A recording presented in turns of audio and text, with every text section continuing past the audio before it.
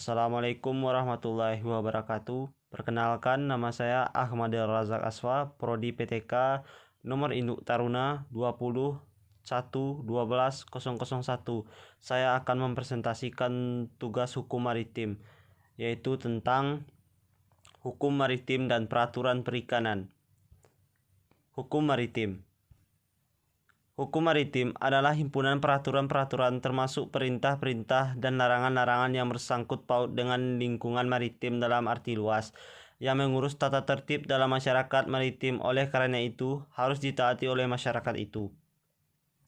Tujuan hukum maritim ada dua, yaitu menjaga tiap-tiap manusia dalam masyarakat maritim supaya kepentingannya tidak diganggu. Yang kedua, setiap kasus yang menyangkut kemaritiman diselesaikan berdasarkan hukum maritim yang berlaku. Ada beberapa subjek hukum maritim. Yang pertama, manusia, yaitu nahkoda kapal, awak kapal, pengusaha kapal, pemilik muatan. Yang kedua, badan hukum, yaitu perusahaan pelayaran, ekspedisi muatan kapal laut, Ditjen Perhubungan Laut, Administrator Pelabuhan, Biro Klarifikasi. Dan ada pula objek hukum maritim. Yang pertama, benda berwujud, yaitu kapal, perlengkapan kapal, muatan kapal, tumpahan minyak di laut, sampah di laut. Yang kedua, benda tak berwujud, yaitu perjanjian, kesepakatan, surat kuasa. Yang ketiga, bergerak, benda bergerak, yaitu perlengkapan kapal, muatan kapal, tumpahan minyak di laut. Yang keempat, benda tak bergerak, yaitu galangan kapal. Lanjut, hukum maritim jika ditinjau dari tempat berlakunya ada dua penggolongan, yaitu pertama, hukum maritim nasional. Hukum maritim nasional adalah hukum maritim yang berlaku secara nasional dalam suatu negara. Untuk di Indonesia, contohnya, buku kedua KUHD tentang hak dan kewajiban yang timbul dari pelayaran. Yang kedua, hukum maritim internasional. Hukum maritim internasional adalah hukum maritim yang diberlakukan secara internasional sebagai bagian dari hukum antara bangsa atau negara. Contoh hukum maritim internasional yaitu Konvensi Internasional tentang Peraturan untuk Mencegah Terjadinya Tubrukan di Laut tahun 1972. Ruang lingkup hukum maritim dalam arti luas itu meliputi beberapa hal. Yang pertama, hubungan antar hukum bangsa atau negara dalam kaitan dalam personal kemaritiman atau konvensi. Yang kedua, hukum antar negara dengan badan hukum maritim, yaitu perusahaan pelayaran. Yang ketiga, hubungan hukum antar negara dengan orang perorangan. Yang keempat, hubungan antar badan hukum maritim dengan nahkoda dan awak kapal lainnya. Lanjut, peraturan perikanan. Perikanan adalah kegiatan manusia berhubungan dengan pengelolaan dan pemanfaatan sumber daya hayati perairan.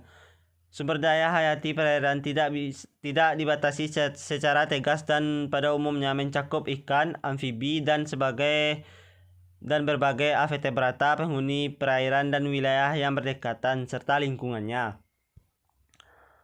Ada jenis-jenis perikanan di Indonesia. Yang pertama, perikanan darat.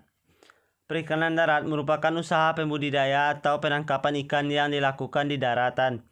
Pembudidayaan ikan darat dapat dilakukan di tambak, keramba, kolam, empang, dan lainnya. Perikanan darat dibedakan menjadi dua, yaitu sebagai berikut. Yang pertama, perikanan air payau. Perikanan air payau dilakukan di tepi-tepi pantai yang datar dalam bentuk tambak atau empang. Jenis ikan diusahakan adalah udang dan bandeng. Yang kedua, perikanan air tawar. Perikanan air tawar meliputi perikanan di sawah, kolam, danau, sungai, dan keramba. Jenis-jenis ikan yang diusahakan dalam ikan mas, nila, lele, gurami. Yang kedua, peraturan laut. Usaha pembudidaya atau penangkapan hewan-hewan laut disebut dengan peraturan laut. Penangkapan hewan-hewan di laut biasanya dilakukan oleh penduduk yang tinggal di kawasan pesisir. Penangkapan besar-besaran biasanya menggunakan perahu motor yang besar. Jenis peralatan yang digunakan menangkap ikan sangat beragam, misal pancing, jala, jaring, sero, dan lain-lainnya. Potensi perikanan laut di Indonesia sangat besar karena hampir 60% wilayah Indonesia merupakan perairan laut. Jenis ikan yang dihasilkan antara lain ikan tongkol, cucut, biawak, dan tuna. Pusat perikanan laut di Indonesia. Pusat perikanan laut di Indonesia adalah yang pertama, Bagan Siapi-Siapi di Riau merupakan pelabuhan ikan internasional di Indonesia. Yang kedua, Cilacap dan Tegal, yaitu Jawa Tengah. Yang ketiga, Muncar di daerah Banyuwangi, Jawa Timur. Yang keempat, Air Tembaga di Sulawesi Utara. Biodata laut yang dilindungi penuh yakni dugong, ikan paus, ikan pari manta, ikan pari gergaji, kima, lumba-lumba, paus, dan penyu. Biodata laut yang dilindungi terbatas yakni bambu laut, ikan capungan banggai, ikan Napoleon, ikan terubu jenis hilsa, dan ikan terubu ekor panjang. Undang-Undang Perikanan. Undang-Undang Republik Indonesia Nomor 31 Tahun 2004 tentang Perikanan menimbang tentang hal A. Bahwa perairan yang berada di kawasan kedaulatan dan yurisdiksi Negara Kesatuan Republik Indonesia dan zona ekonomi eksklusif Indonesia serta laut lepas berdasarkan ketentuan internasional mengandung sumber daya ikan dan lahan pembudidaya ikan potensial, merupakan berkah dari Tuhan Yang Maha Esa yang diamanahkan pada bangsa Indonesia yang memiliki filsafat hidup Pancasila dan Undang-Undang 1945 untuk dimanfaatkan sebesar-besarnya bagi kesejahteraan dan kemakmuran rakyat Indonesia. Yang B. Bahwa dalam rangka pelaksana pembangunan nasional berdasarkan wawasan Nusantara, pengelolaan sumber daya ikan perlu dilakukan sebaik-baiknya berdasarkan keadilan pemerataan dalam pemanfaatannya dengan mengutamakan perluasan kesempatan kerja dan peningkatan taraf hidup bagi nelayan, pembudidaya ikan, dan atau pihak-pihak terkait dengan kegiatan perikanan, serta terbiasanya kelestarian sumber daya ikan dan lingkungannya. Yang C. Bahwa Undang-Undang Nomor 9 Tahun 1985 tentang Perikanan yang berlaku hingga sekarang belum menampung semua aspek pengelolaan sumber daya ikan dan kurang mampu mengantisipasi perkembangan kebutuhan hukum serta perkembangan teknologi dalam rangka pengelolaan sumber daya ikan dan oleh karena itu perlu diganti. Yang D.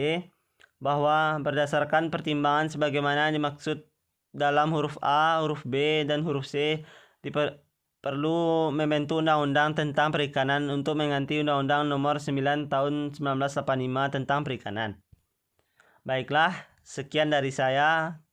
Kalau ada kata yang salah mohon dimaafkan. Assalamualaikum warahmatullahi wabarakatuh. Terima kasih. Assalamualaikum warahmatullahi wabarakatuh. Perkenalkan, nama saya Ahmad Razak Aswa, Prodi PTK, nomor induk Taruna 20.1.12.001. Saya akan mempresentasikan tugas hukum maritim, yaitu tentang hukum maritim dan peraturan perikanan. Hukum maritim. Hukum maritim adalah himpunan peraturan-peraturan termasuk perintah-perintah dan larangan-larangan yang bersangkut paut dengan lingkungan maritim dalam arti luas, yang mengurus tata tertib dalam masyarakat maritim. Oleh karena itu, harus ditaati oleh masyarakat itu. Tujuan hukum maritim ada dua, yaitu menjaga tiap-tiap manusia dalam masyarakat maritim supaya kepentingannya tidak diganggu. Yang kedua, setiap kasus yang menyangkut kemaritiman diselesaikan berdasarkan hukum maritim yang berlaku. Ada beberapa subjek hukum maritim. Yang pertama, manusia, yaitu nahkoda kapal, awak kapal, pengusaha kapal, pemilik muatan. Yang kedua, badan hukum, yaitu perusahaan pelayaran, ekspedisi muatan kapal laut, Ditjen Perhubungan Laut, Administrator Pelabuhan, Biro Klasifikasi. Dan ada pula objek hukum maritim. Yang pertama, benda berwujud, yaitu kapal, perlengkapan kapal, muatan kapal, tumpahan minyak di laut, sampah di laut. Yang kedua, benda tak berwujud, yaitu perjanjian, kesepakatan, surat kuasa. Yang ketiga, bergerak, benda bergerak, yaitu perlengkapan kapal, muatan kapal, tumpahan minyak di laut. Yang keempat, benda tak bergerak, yaitu galangan kapal. Lanjut, hukum maritim jika ditinjau dari tempat berlakunya ada dua penggolongan, yaitu pertama, hukum maritim nasional. Hukum maritim nasional adalah hukum maritim yang berlaku secara nasional dalam suatu negara. Untuk di Indonesia, contohnya, buku kedua KUHD tentang hak dan kewajiban yang timbul dari pelayaran. Yang kedua, hukum maritim internasional. Hukum maritim internasional adalah hukum maritim yang diberlakukan secara internasional sebagai bagian dari hukum antara bangsa atau negara. Contoh hukum maritim internasional yaitu Konvensi Internasional tentang Peraturan untuk Mencegah Terjadinya Tubrukan di Laut tahun 1972. Ruang lingkup hukum maritim dalam arti luas itu meliputi beberapa hal. Yang pertama, hubungan antar hukum bangsa atau negara dalam kaitan dalam personal kemaritiman atau konvensi. Yang kedua, hukum antar negara dengan badan hukum maritim yaitu perusahaan pelayaran. Yang ketiga, hubungan hukum antar negara dengan orang perorangan. Yang keempat, hubungan antar badan hukum maritim dengan nahkoda dan awak kapal lainnya. Lanjut, peraturan perikanan. Perikanan adalah kegiatan manusia berhubungan dengan pengelolaan dan pemanfaatan sumber daya hayati perairan. Sumber daya hayati perairan tidak dibatasi secara tegas dan pada umumnya mencakup ikan, amfibi, dan berbagai vertebrata penghuni perairan dan wilayah yang berdekatan serta lingkungannya. Ada jenis-jenis perikanan di Indonesia. Yang pertama, perikanan darat. Perikanan darat merupakan usaha pembudidaya atau penangkapan ikan yang dilakukan di daratan. Pembudidayaan ikan darat dapat dilakukan di tambak, keramba, kolam, empang, dan lainnya. Perikanan darat dibedakan menjadi dua, yaitu sebagai berikut. Yang pertama, perikanan air payau. Perikanan air payau dilakukan di tepi-tepi pantai yang datar dalam bentuk tambak atau empang. Jenis ikan diusahakan adalah udang dan bandeng. Yang kedua, perikanan air tawar. Perikanan air tawar meliputi perikanan di sawah, kolam, danau, sungai, dan keramba. Jenis-jenis ikan yang diusahakan dalam ikan mas, nila, lele, gurami. Yang kedua, peraturan laut. Usaha pembudidaya atau penangkapan hewan-hewan laut disebut dengan peraturan laut. Penangkapan hewan-hewan di laut biasanya dilakukan oleh penduduk yang tinggal di kawasan pesisir. Penangkapan besar-besaran biasanya menggunakan perahu motor yang besar. Jenis peralatan yang digunakan menangkap ikan sangat beragam, misal pancing, jala, jaring, sero, dan lain-lainnya. Potensi perikanan laut di Indonesia sangat besar, karena hampir 60% wilayah Indonesia merupakan perairan laut. Jenis ikan yang dihasilkan antara lain ikan tongkol, cucut, biawak, dan tuna.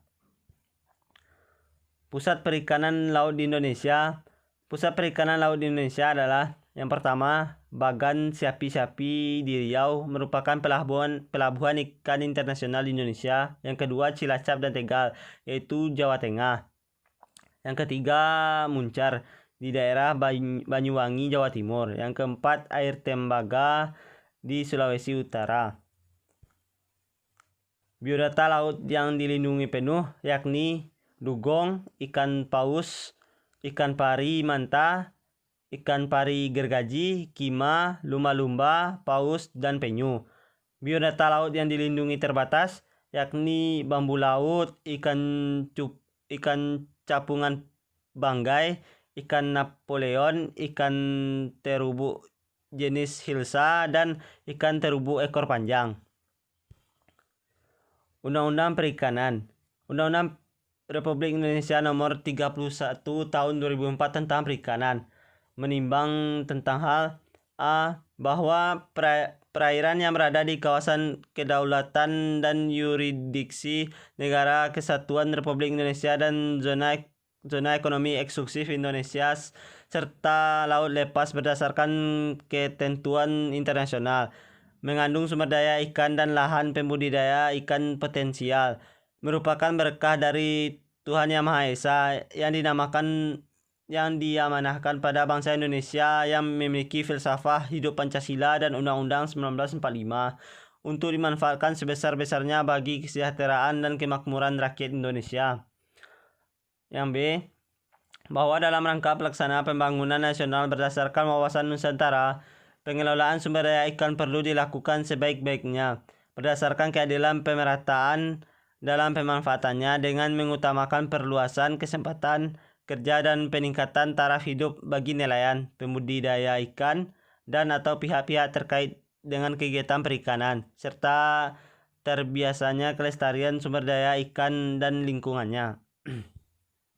Yang C, bahwa Undang-Undang Nomor 9 Tahun 1985 tentang perikanan yang berlaku hingga sekarang belum menampung semua aspek pengelolaan sumber daya ikan dan kurang mampu mengantisipasi perkembangan kebutuhan hukum serta perkembangan teknologi dalam rangka pengelolaan sumber daya ikan, dan oleh karena itu perlu diganti.